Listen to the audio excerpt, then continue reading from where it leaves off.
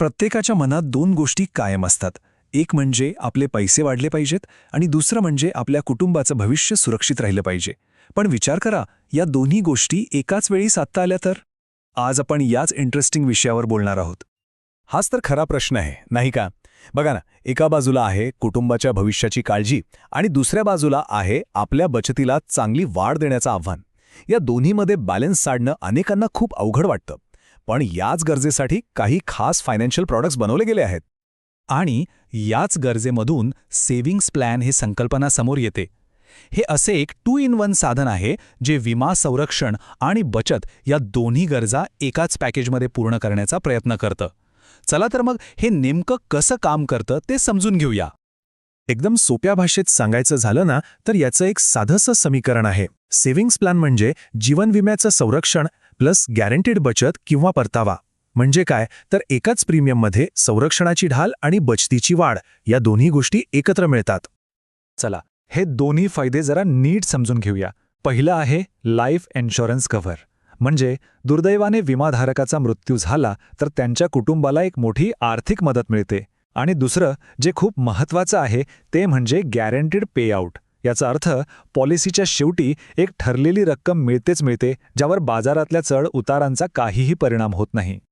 बरं, पण एक गोष्ट लक्षात घ्यायला हवी. सेव्हिंग्स प्लॅन हा काही एकच प्रकार नसतो. प्रत्येकाची आर्थिक ध्येय वेगवेगळी असतात आणि त्यानुसार यात वेगवेगळे प्रकार उपलब्ध आहेत. आपल्या ध्येयांसाठी कोणता प्रकार जास्त योग्य ठरू शकतो ते पाहूया. या तक्त्याकडे बघा, लगेच कल्पना येईल. ज्यांना गुंतवणुकीत अजिबात रिस्क नकोय आणि फिक्स परतावा हवाय त्यांच्यासाठी आहे गॅरंटीड बचत प्लॅन.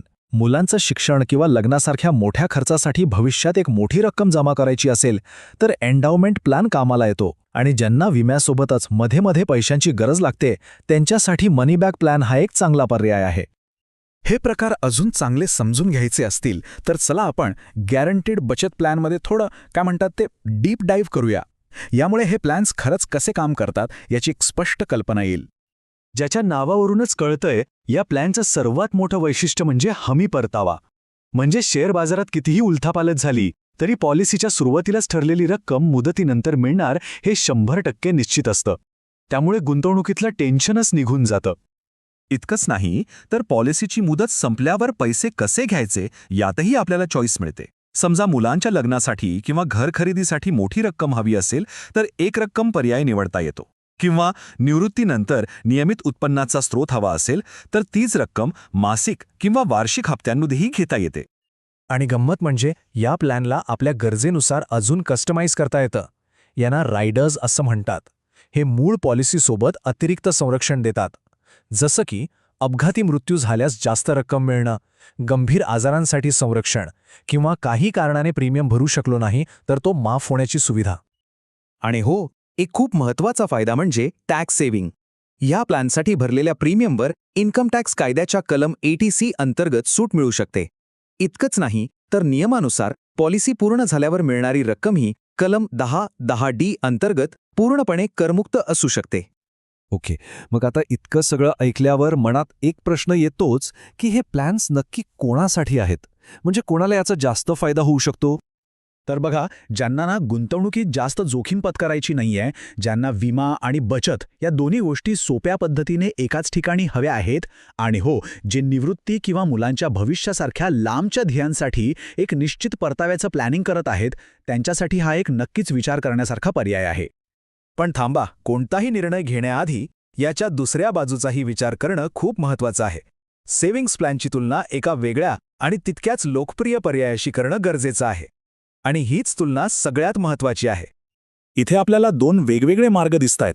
एका बाजूला आहे सेव्हिंग्स प्लॅन जो विमा आणि बचत एकत्र करतो, आणि दुसऱ्या बाजूला आहे एक वेगळी स्ट्रॅटेजी ज्यात फक्त विमा म्हणजे टर्म प्लॅन वेगळा घेतला जातो आणि बाकीचे पैसे म्युच्युअल फंडासारख्या ठिकाणी वेगळे गुंतवले जातात. सेव्हिंग्स प्लॅन सोपा आहे, हमी देतो, पण त्याचा हप्ता थोडा जास्त असतो. याउलट टर्म प्लॅन कमी पैशात मोठे विमा संरक्षण देतो आणि उरलेले पैसे आपण आपल्या मर्जीने गुंतवू शकतो.